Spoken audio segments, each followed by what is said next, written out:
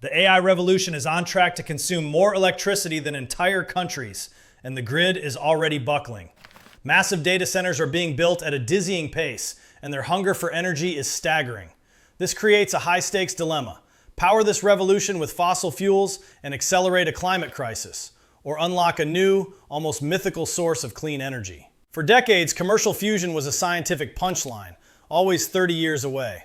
But something fundamental has changed. The real breakthrough isn't just about the science anymore, it's about the business.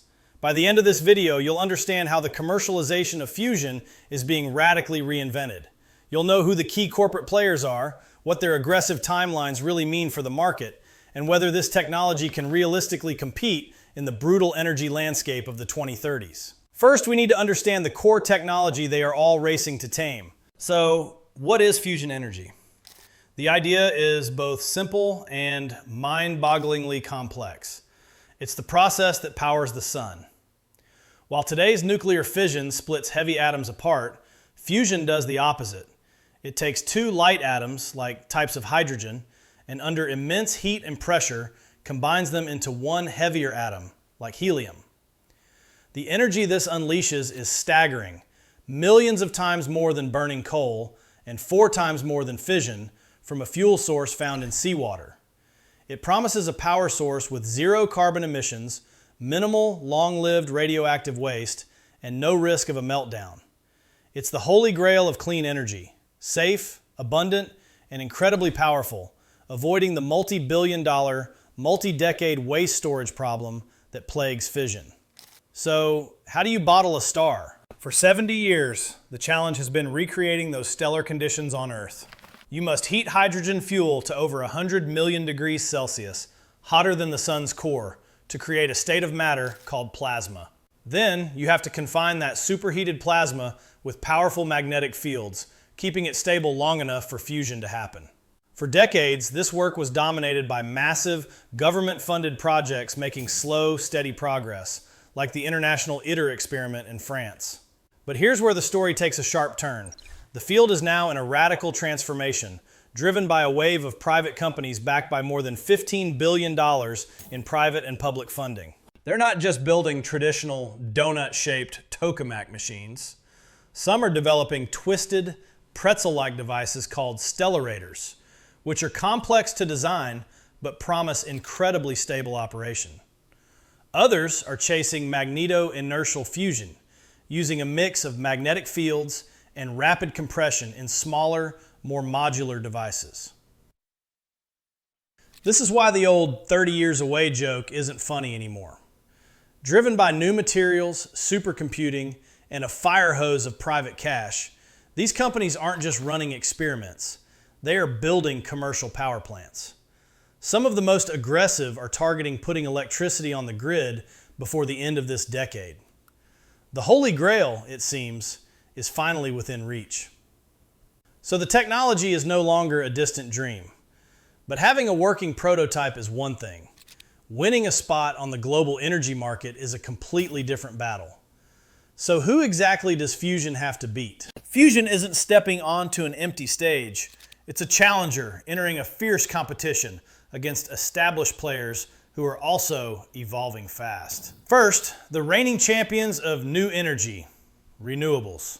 Solar and wind are the cheapest sources of new electricity on the planet.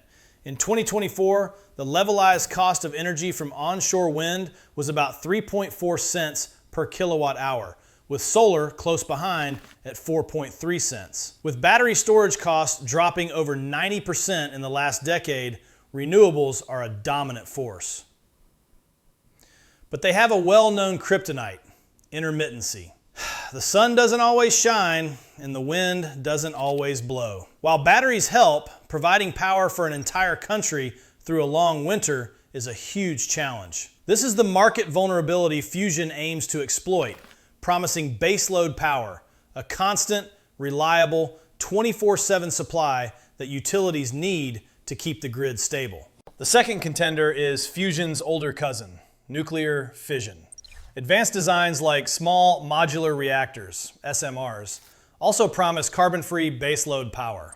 Fission is proven technology, but its market hurdles are immense, from public perception on safety to the unsolved economics of long-term waste storage. Fusion offers that same reliability without the same political and financial baggage. This brings us to the new wave of private fusion companies. They aren't waiting on ITER's timeline. They are in a sprint, fueled by private cash and a focus on getting a product to market. Commonwealth Fusion Systems, CFS, an MIT spinout, is a leader.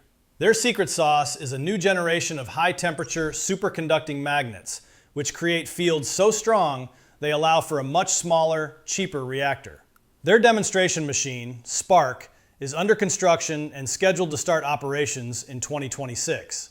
If it works, it paves the way for their first commercial power plant, ARC, planned for the early 2030s. Then there's Helion. In mid-2025, they broke ground on their first fusion power plant, Orion. Helion's approach is different, pulsing plasma to cause fusion and converting energy directly to electricity. Their timeline is the most aggressive in the industry. This isn't just a research goal, it's a commercial deadline. Backed by the first ever power purchase agreement for fusion with Microsoft, Helion is on the hook to start delivering 50 megawatts of power by 2028. Dozens of other companies like TAE Technologies are targeting the 2030 to 2035 window for their own pilot plants. The race is on. This is the moment fusion stops being a science experiment and starts looking like a real market. But if these companies succeed, what does that future actually look like? How does a world with abundant, clean baseload power fundamentally change the market? If they pull this off, the impact would be revolutionary. First, fusion solves the biggest problem for a 100% clean grid, providing firm baseload power. A fusion plant would operate much like a natural gas plant today, able to be ramped up or down, providing the steady electricity that perfectly complements intermittent solar and wind. Think of it this way. Fusion provides the stable foundation, while renewables provide the variable power on top. And these plants are surprisingly small. A commercial plant like CFS's ARC is designed to have the footprint of a large retail store while powering hundreds of thousands of homes.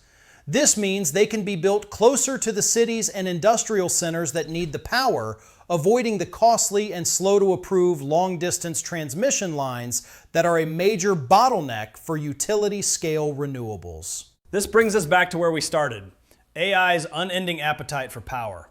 The relationship is becoming a symbiotic feedback loop.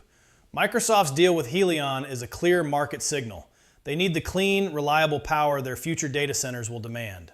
Google is partnering with CFS and TAE to both buy power and lend its massive computing resources to help solve complex fusion problems. NVIDIA, whose chips power the AI revolution, is a direct investor in Commonwealth Fusion Systems. This AI fusion nexus is a critical catalyst. Tech giants aren't just waiting customers, they are strategic partners, using their own tools to accelerate the breakthrough they need. AI is helping design more stable plasmas and optimize reactor parts. In effect, AI is helping create its own power source. Success would mean more than just clean electricity. It would mean energy abundance, unlocking a future where energy is no longer a primary limit on human ambition. It could power massive desalination plants for fresh water, create green hydrogen for industry, and even make pulling carbon directly from the air economically viable.